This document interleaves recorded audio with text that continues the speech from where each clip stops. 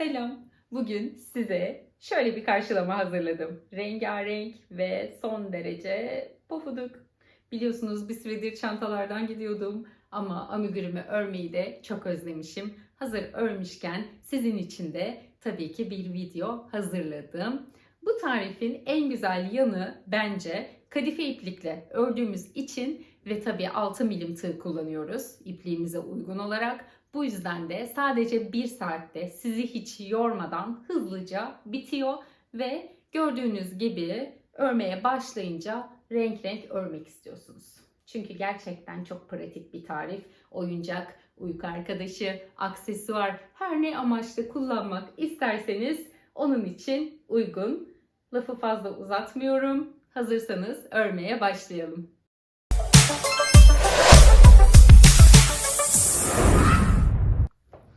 Evet, malzeme bilgileriyle başlayalım. Ben şöyle kadife bir iplik kullanıyorum. 2 renge ihtiyacım olacak. Ten rengi için ekru kullanacağım ve bu sefer bu rengi seçtim kaplumbağamın kabuğu için.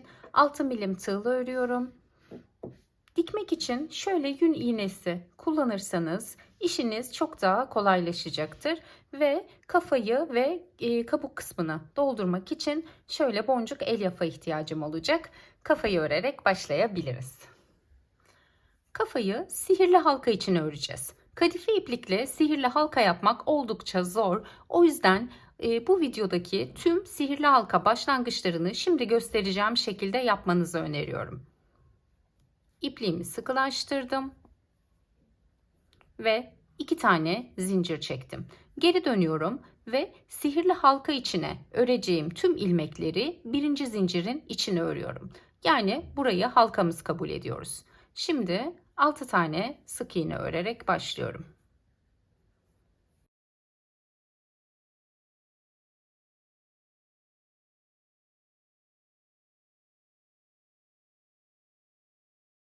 Evet, birinci turumu tamamladım. Şurada açıklık olmasını istemiyorsanız zincirinizi sıkı çekin. Yoksa içine ördüğünüz zaman gevşer ve o açıklık sizi rahatsız edebilir.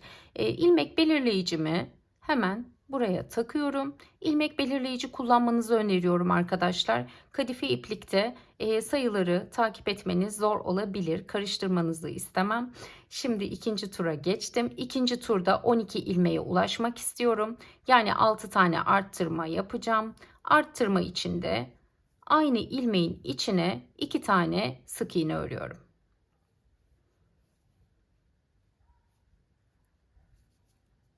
Bu kadar. Sıradaki ilmeğin içine yine 2 tane sık iğne ördüm. Sıradaki ilmeğe tekrar 2 tane sık iğne ördüm. Bu arada tarifin tamamını sık iğne tekniğiyle öreceğiz.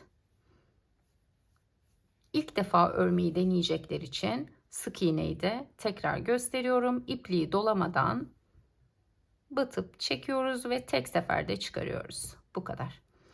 Bu arada sonuncu arttırmamı da yaptım ben ve ikinci turu tamamlamış oldum. İlmek belirleyicimi çıkardım ve bir üst sıraya aldım. Üçüncü turda 18 ilmeğe ulaşmak istiyorum. Bunun için de bir tane sık iğne örüp bir tane arttıracağım sıra sonuna kadar. Şimdi arttırmamı yaptım. Yani şuraya gelene kadar bir tek sık iğne, bir çift sık iğne örerek bu turu tamamlayalım.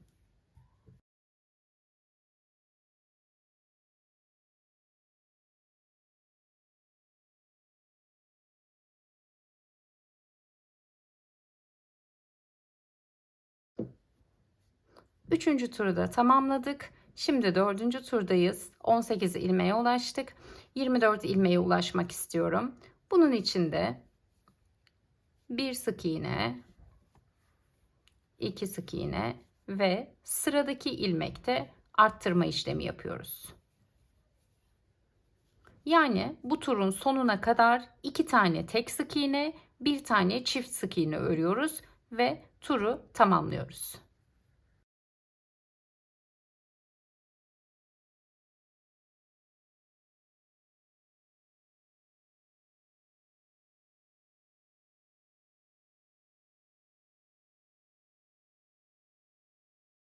Sonuncu arttırmamı tam ilmek belirleyicimin üzerindeki ilmeğe yaptım ve bu turu da tamamladım. Arttırmalarımız bitti. Şimdi 3 tur 24 sık iğne öreceğiz. Arttırma veya eksiltme yok. 3 tur boyunca 24 sık iğne. Evet. 3 tur 24 sık iğne ördüm. İlmek belirleyicimin yerini değiştirdim. Şimdi artık eksiltmeye başlayacağız. 18 ilmeğe geri düşmek istiyorum şu an. 2 tane sık iğne ördüm ve sıradaki ilmekte eksiltme yapacağım. Ben eksiltmeleri bu şekilde yapıyorum. Şöyle bir yakından göstereyim size. 2 tane ilmeğin öndeki loblarını alıyorum tığıma ve bu şekilde çıkarıyorum. Tekrar yapıyorum. 1 2 2 tane sık iğne ördüm. Sıradaki 2 ilmekten bir ilmek çıkaracağım. Bunun için de şöyle ön ilmekleri aldım tığıma ve yine sık iğne örer gibi çıkardım.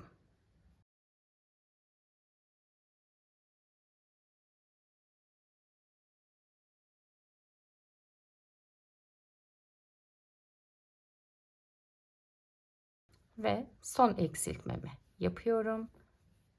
1 2 sık iğne ördüm. Sıradaki 2 ilmeği aldım ve teke düşürdüm. İşte bu kadar. 18 ilmek kaldı şu an elimde. Bunu da 12'ye düşürmek istiyorum. Bu sefer de ilmek belirleyicinizi tekrar alabilirsiniz buraya. Bir tane sık iğne ördüm ve bir tane eksilttim. Sıra sonuna kadar bu şekilde örelim. Bir sık iğne ve bir eksiltme, toplamda 6 defa yapmış olacağız bu işlemi.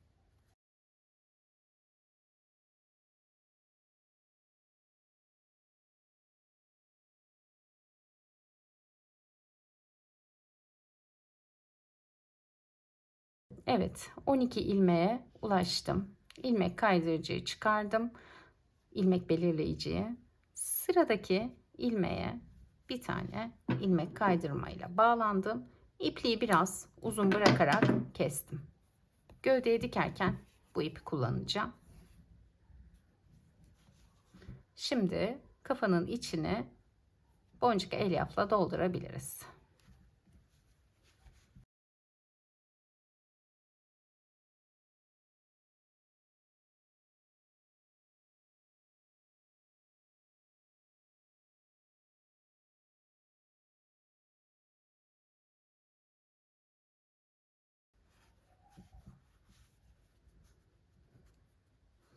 Evet, bu kadar yeterli. Amigurumi'de en önemli püf noktalarından biri doğru elyaf doldurma arkadaşlar. Elyafınız az olursa oyuncağınızın şekli ortaya çıkmaz. Çok fazla olursa da ilmekleriniz genişler ve aralarından elyaf görünür. Yani bu dengeyi sağlamanız çok önemli. Bu kadife bir iplik olduğu için ben biraz yumuşak dolgu tercih ediyorum. Bakın şu şekilde. Ama yumuşaktan aklınıza boş bırakmakta gelmesin. İçi şu an bayağı elyaf dolu. Artık kafa hazır. Gözleri en son işleyeceğiz diktikten sonra. Şimdi bacakları örerek devam edebiliriz. Yine ekru iplikle devam ediyorum.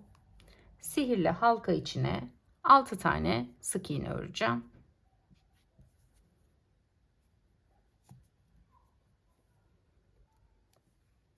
İki tane zincirimi çektim ve ilk zincirin içine 6 tane sık iğne örüyorum.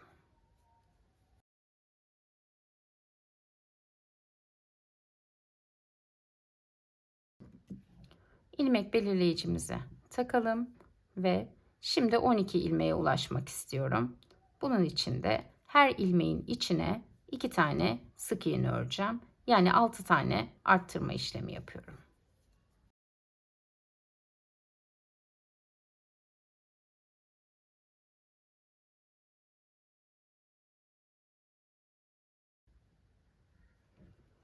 12 ilmeğe ulaştım. Şimdi 3. turda 18 ilmeğe ulaşmak istiyorum.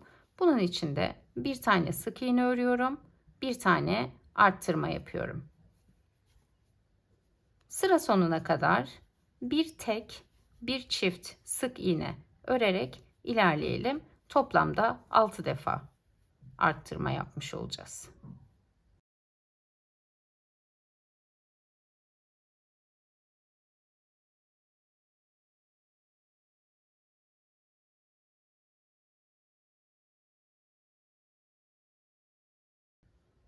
...18 ilmeğe ulaştım ve şimdi 24 ilmeğe ulaşacağım. Bu sefer de 2 tane sık iğne örüyorum ve bir tane arttırma yapıyorum. 2 tane sık iğne, bir tane arttırma. Sıra sonuna kadar bu şekilde devam edelim.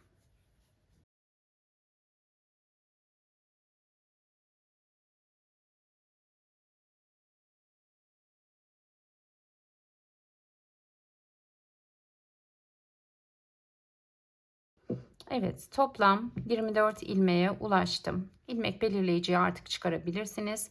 Ön bacak bitti. Bu şekilde parçanızı ikiye katlayın. Şimdi ilmekleri karşılıklı ilmek kaydırmayla kapatarak tamamlıyoruz. Bakın şöyle ikiye katladım ve karşılıklı ilmeklerden tığımı geçirdim. Bir ilmek kaydırma ördüm. Aynı şekilde ikinci ilmek kaydırmamı yaptım. 3 4 5 6 7 8 son bir tane daha yapıyorum. 9 ve burayı bu şekilde bırakıyorum. Şu kısımdan kabuğu örerken gövdeye dikeceğiz bunları çünkü. Tam şuraları içine alarak dikeceğiz. O yüzden 9 tane ilmek kaydırma yaparak birleştirdim. Aynısından bir tane daha örelim. Evet, ikinciyi de hazırladım ben ve bunları da kenara alıyorum. Şimdi arka bacakları örerek devam edeceğiz. Arkayı örmek için de aslında yine aynı işlemi yapacağız ama bu sefer 18 ilmeğe kadar çıkacağız. O yüzden burayı biraz hızlı geçeceğim. Sihirli halka içine 6 tane sık iğne örelim.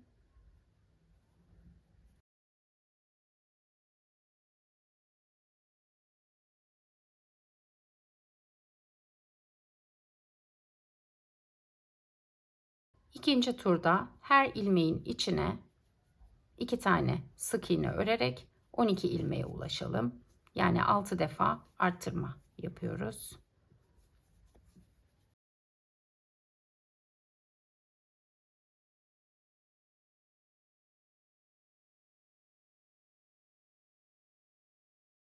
Üçüncü turda da 18 ilmek için bir sık iğne örüyoruz ve bir tane arttırma işlemi yapıyoruz. Sıra sonuna kadar toplam 6 defa bu işlemi yapalım.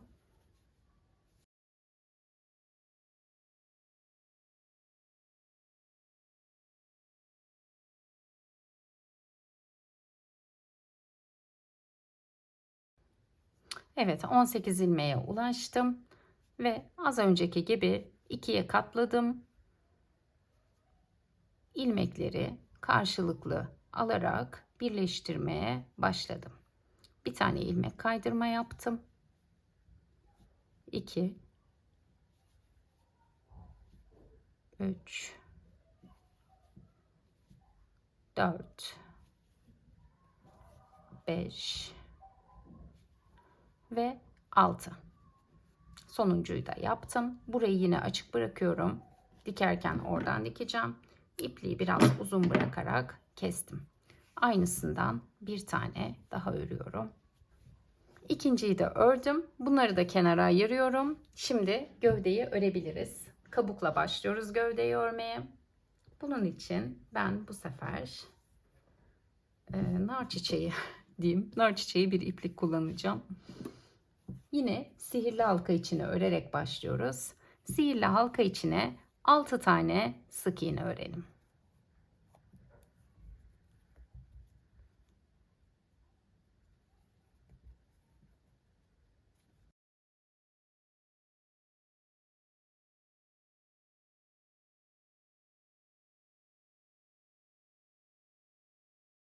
İlmek belirleyicimizi yine yerleştirelim. İkinci tur için 12 ilmeğe ulaşıyoruz.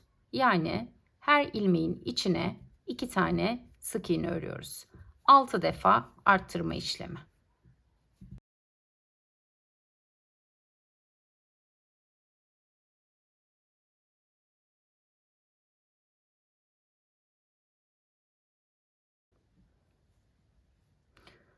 İkinci turu da tamamladım. 12 ilmeğe ulaştık. İlmek belirleyicimin yerini değiştirdim. Şimdi 3. tur için 24 ilmeğe ulaşmak istiyorum. O yüzden yine her ilmeğin içine 2 tane sık iğne öreceğim.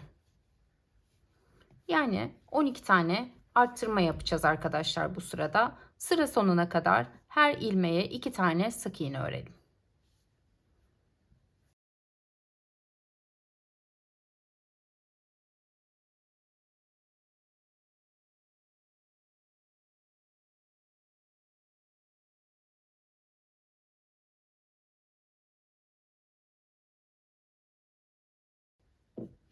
Son arttırmamı da yaptım.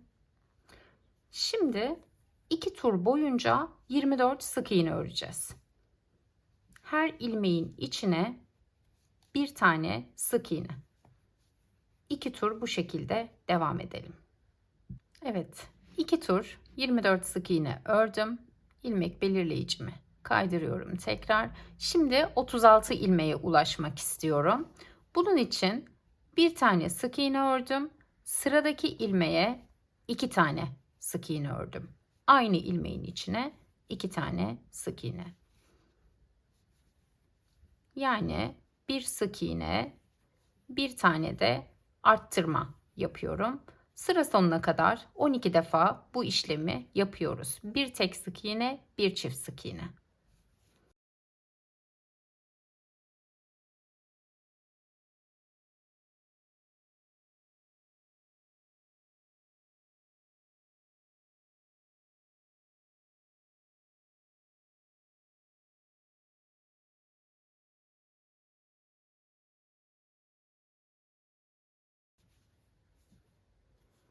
Son arttırmamı da yapıyorum. Ve 36 ilmeğe ulaştım. Şimdi 2 tur boyunca 36 sık iğne örüyoruz. Her ilmeğin içine bir tane sık iğne. 2 tur bu şekilde örelim. Son sık iğnemi de ördüm. 2 tur 36 sık iğne.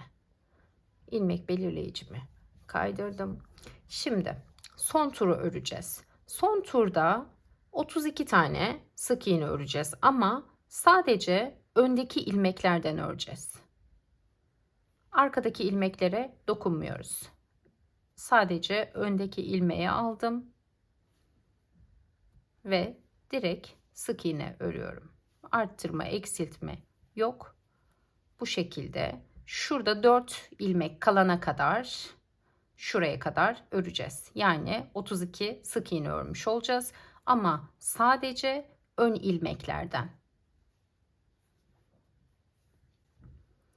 32. sık iğnemi de ördüm ve ilmek kaydırma yaparak ipliğimi kesebilirim. Çok uzun kesmenize gerek yok. Artık bu renkle bir işimiz kalmadı.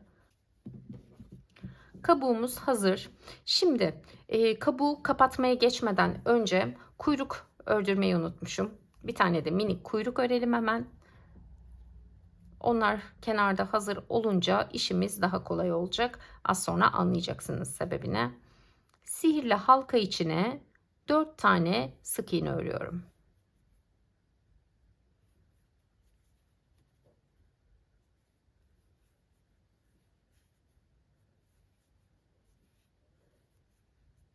Evet, bu kadar. 4 sık iğne ördüm. Şimdi 3 tur daha 4 sık iğne öreceğiz dönerek. Yani direkt şu şekilde 1 2 3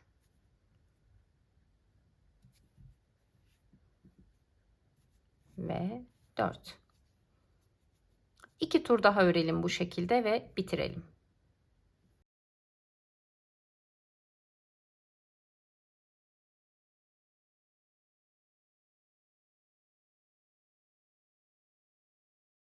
Evet.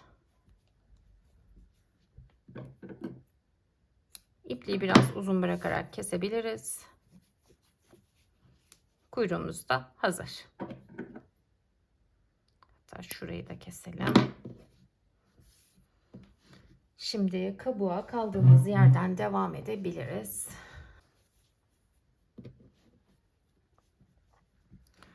Şu ilmek belirleyicimizin, kaçırdım yanlışlıkla. İlmek belirleyicimiz buradaydı ve bir sonrakinden itibaren ön ilmeklerden örmeye başlamıştık. Bakın şimdi arkada kalan ilmek. Kolay bulmanız için ilmek belirleyiciyi söyledim. Hemen onun yanında zaten krem rengi ipliğimizi buraya ekliyoruz. Şimdi tur boyunca arkada kalan ilmeklerden öreceğiz arkadaşlar. Bir tane sık iğne ördüm. Bu sırayı çok iyi takip etmenizi istiyorum. Önemli. Bir tane daha sık iğne ördüm. Şimdi bacakları dikeceğimiz yerleri hazırlayacağız bu turda. Bunun için 4 tane zincir çektim. 4 tane ilmek atlıyorum. İlmekler zor görünüyor. Burada dikkatli olun. Yoksa sayılarınız tutmayabilir. 5. ilmekten itibaren 4 tane sık iğne öreceğim. İlk sık iğnemi ördüm. 2 3 ve 4. Şimdi diğer bacağın yerini hazırlıyorum. Bunun için de 3 tane zincir çektim ve 3 ilmek atlıyorum. 4. ilmekten itibaren 2 tane sık iğne örüyorum. Birinciyi ördüm ve ikinciyi ördüm. Şimdi kuyruğun yerini hazırlıyorum. Kuyruk için 2 zincir çektim. 2 ilmek atladım ve 2 tane sık iğne ördüm. Bakın şöyle yerlerimiz oluyor. Şimdi diğer bacakların yerlerini hazırlayacağız. 3 tane zincir çektim ve 3 ilmek atlıyorum.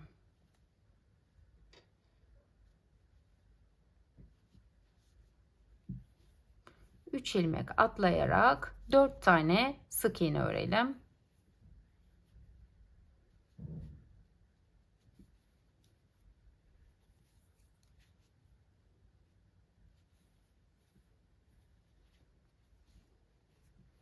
Dört tane zincir çekelim.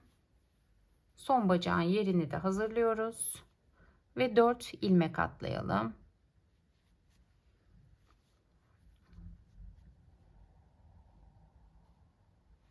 Gerçekten ilmekleri görmek zor.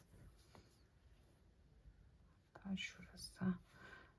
4 ilmek atladım ve 2 tane sık iğne ördüm. Ön ilmeklerden 32 tane sık iğne örmüştük. Artık orayı tamamlamış olduk bakın. Burası kafayı dikeceğimiz yer. O yüzden burayı böyle boş bırakmıştık. Şimdi buraya da 4 tane sık iğne örüyoruz arkadaşlar.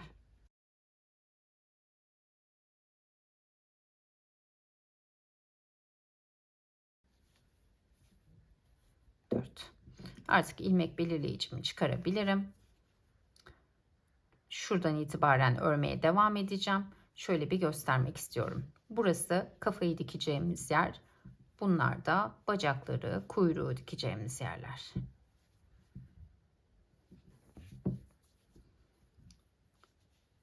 Şimdi şuradaki ilmeğe direkt tığımı battım ve buradan itibaren örmeye devam ediyorum. Şimdi 36 tane sık iğne öreceğiz. Bunu nasıl yapıyorum? 1, 2. Her zincirin içine zincir sayısı kadar sık iğne öreceğiz arkadaşlar. Yani 4 tane zincirim vardı burada. Buraya 4 tane sık iğne örüyorum.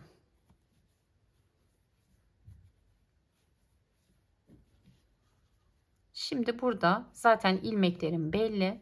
Hepsinin tepesine bir tane sık iğne örüyorum.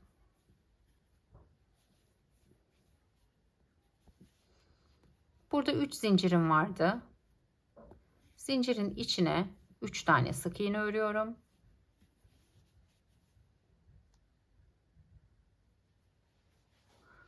Burada 2 tane ilmeğim vardı.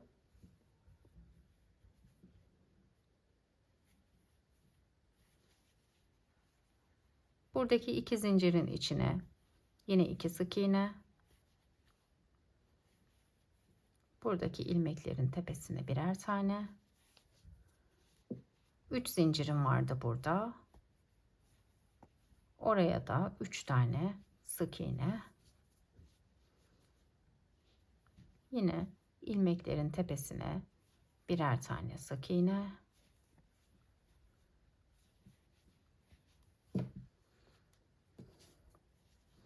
Burada dörtlü bir zincirim vardı.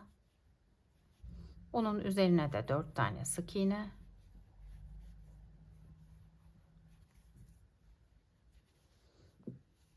Kalan ilmeklerin hepsine bir tane sık iğne.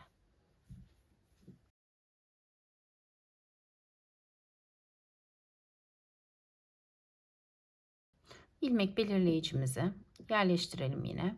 Toplam 36 sık iğnem oldu şimdi. 30 sık iğneye düşmek istiyorum. Yavaş yavaş kapatmaya başlıyoruz.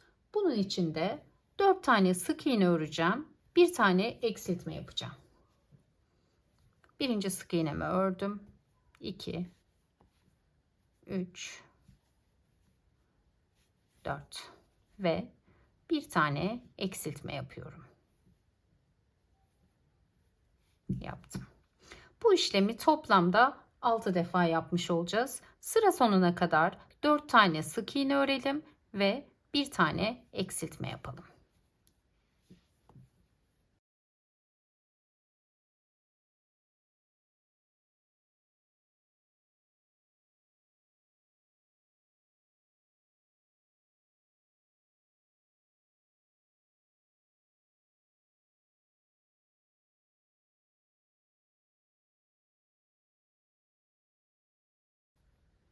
Sonuncu eksiltmemi de yapıyorum.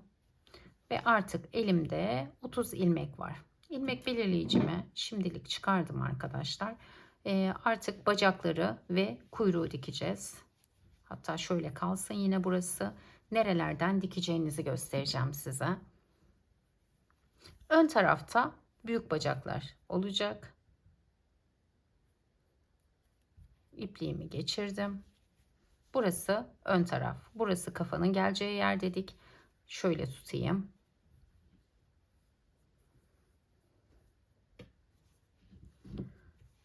Şimdi bacağı döndürdüğünüzde şöyle durması lazım. Şöyle göstereyim. Kafa size bakıyor. Ters koydunuz ve şu şekilde yerleştiriyorsunuz. Bakın burada boş bıraktığım yer tam şuraya girecek. İpliğim burada. Ve şuradan şöyle bir giriş yaptım.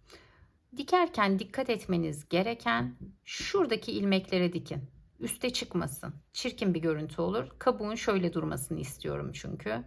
Bakın şuralardan. Şimdi iğneleyebilirsiniz daha rahat gelecekse size.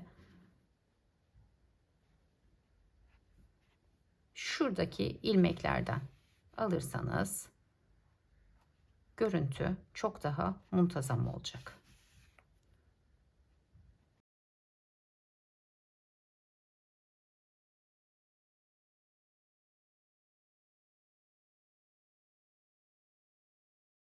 Şöyle bir göstereceğim nasıl göründüğünü. Bakın.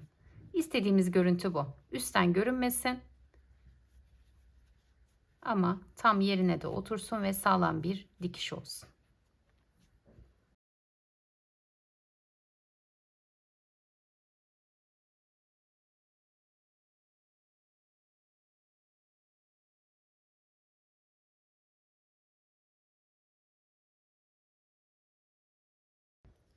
Ve bitirdim. İpliği keselim. Ve şöyle tutup bir bakalım. Bakın kafa buraya gelecek. Kol, bacak bu şekilde görünecek. Şöyle. Şimdi tam karşı tarafına diğer bacağı dikelim. Büyük olanı yine şu şekilde. Bunu da dikelim. Sonra tekrar arkaları beraber yapalım. Evet, diğer öndeki bacağı da diktim ben. Arkaları yine beraber yapalım ilkini.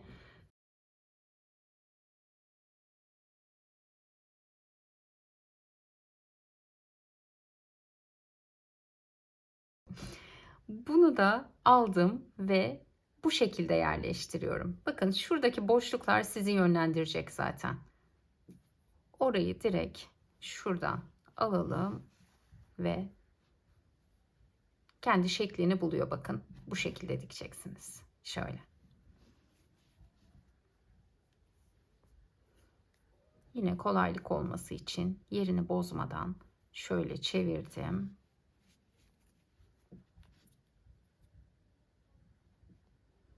Ve şuradaki ilmeklerden ince ince dikiyorum dışarı taşmasın diye.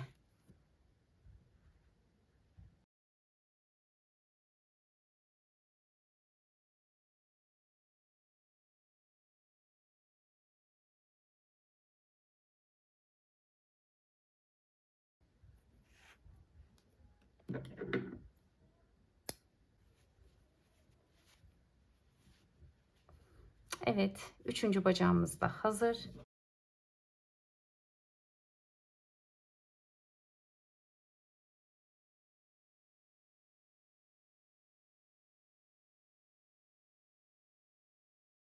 Kuyruğu da bu şekilde koyalım. Bakın 2 sıra içeri aldım hemen hemen, hatta 1,5 diyebiliriz. Kalanı dışarıda.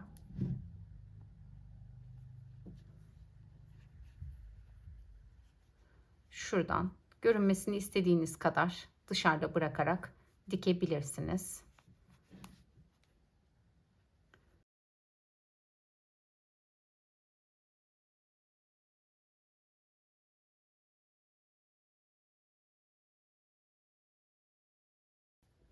Evet, kuyruğumuz da hazır.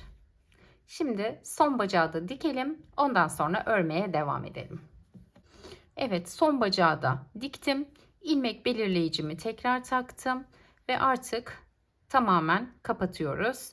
24 ilmeğe düşmek istiyorum. 30 ilmek vardı elimde. Artık 24 ilmeğe düşeceğiz. Bunun için 1, 2, 3 tane sık iğne ördüm. Sıradaki ilmekte eksiltme yapıyorum. 2 tane ilmeği aldım ve bir tane çıkardım. 1, 2, 3 sık iğne ve bir tane eksiltme. Sıra sonuna kadar bu şekilde örelim arkadaşlar. Toplamda 6 defa 3 sık iğne örüp bir tane eksiltme yapmış olacağız. Son eksiltmemi de yaptım ve ilmek belirleyicimi kaydırdım. Hafif hafif elyaf doldurmaya başlayabilirsiniz bu aşamada.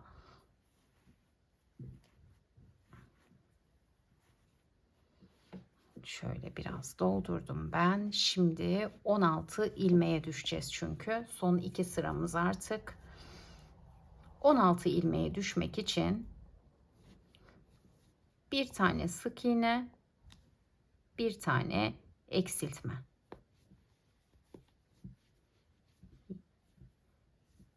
Bir tane sık iğne ördüm ve bir tane eksiltme işlemi yaptım.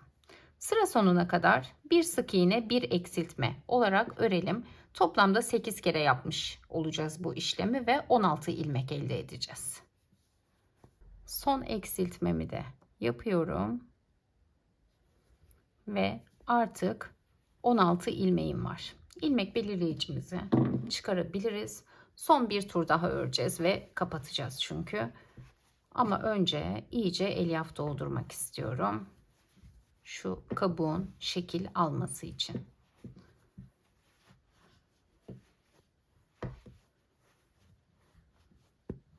Elyafınızı doldurdukça sıkıştırın içeride. Daha güzel bir görüntü olacak oyuncağınızda.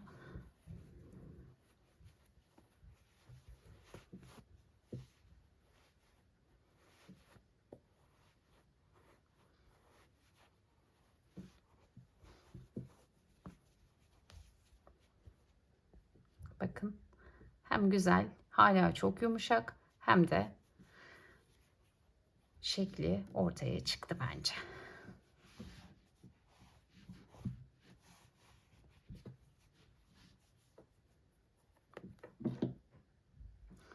Bu kadarı benim için yeterli. Dediğim gibi elyaf dolgusunu istediğiniz şekilde ayarlayabilirsiniz. Şimdi her ilmeği eksilterek gidiyoruz.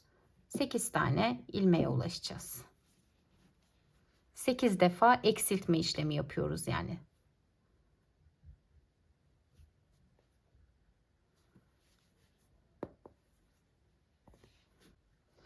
Son eksiltmemi de yapıyorum.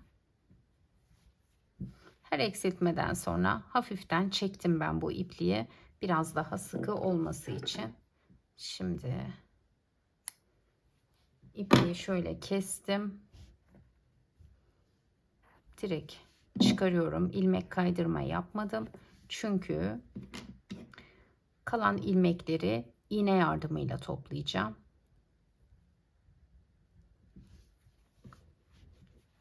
Önce doluluk oranına bakın. Biraz daha elyaf eklemek isterseniz hemen şu aralıktan ekleyebilirsiniz.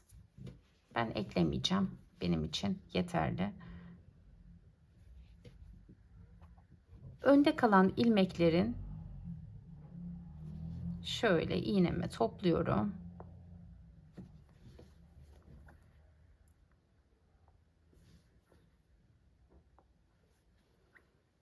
Beşinciden geçirdim şimdi.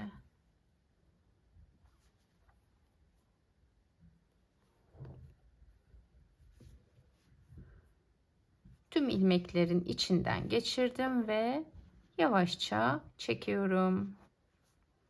Bakın, burayı kapatmış olduk. Şimdi tam ortaya battım iğnemi. Şöyle kapattık. İğnenizi içeride biraz yürütebilirsiniz sağlam olması için. Ama zaten elyafların arasında kayboluyor ve sökülme riski olmuyor. Evet. Gövdemiz hazır arkadaşlar. Artık kafayı dikebiliriz. Kafayı şuraya dikeceğiz demiştim. Bakın, şurada yeri belli. Şu şekilde. Şu ipliği buradan getirelim. Şuraya yerleştirin. Yani şöyle bir başlangıcını göstereceğim.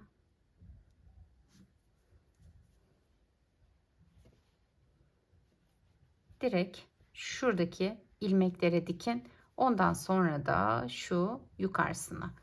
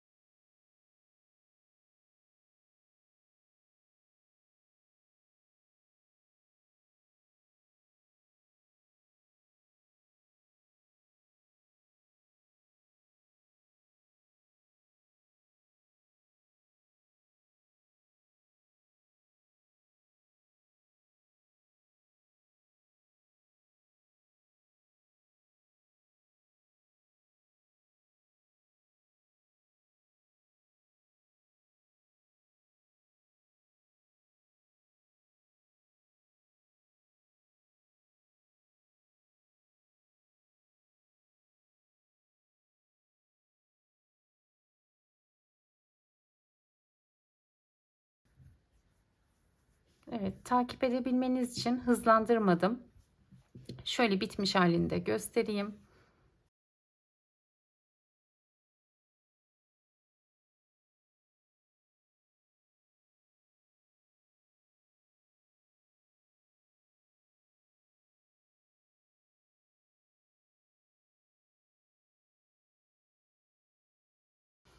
Evet, oyuncağımız hazır. Sadece göz işlemesi kaldı. Göz isterseniz güvenlikli göz de kullanabilirsiniz. Emniyetli göz takabilirsiniz. 5 milim, 6 milim, istediğiniz büyüklükte kendi zevkinize göre. Veya benim gibi şu şekilde iğne iplikle de işleyebilirsiniz. Ben şimdi iğne iplikle işlemeyi göstereceğim size nasıl yaptığımı. İpliğin ucuna bir düğüm attım. Şöyle istediğiniz herhangi bir yerden geçirebilirsiniz. Bakın şöyle durduğunda şurada olsun istiyorum. 1, 2 ve 3.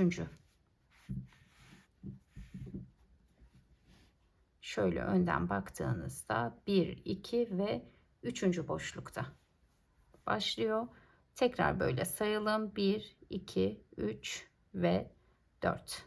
Dördüncüye batıyorum ve hemen bir üstünden çıkardım. Şurayı şu şekilde yukarı doğru kaldırdım ve bir yan ilmekten çıkardım.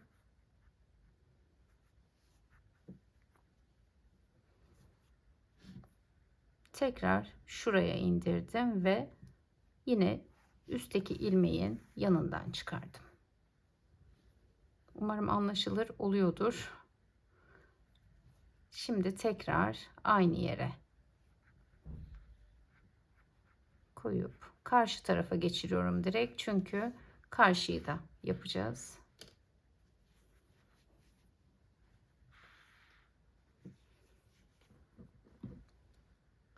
Şu şekilde. Aynı şekilde karşı tarafa da yapıyoruz.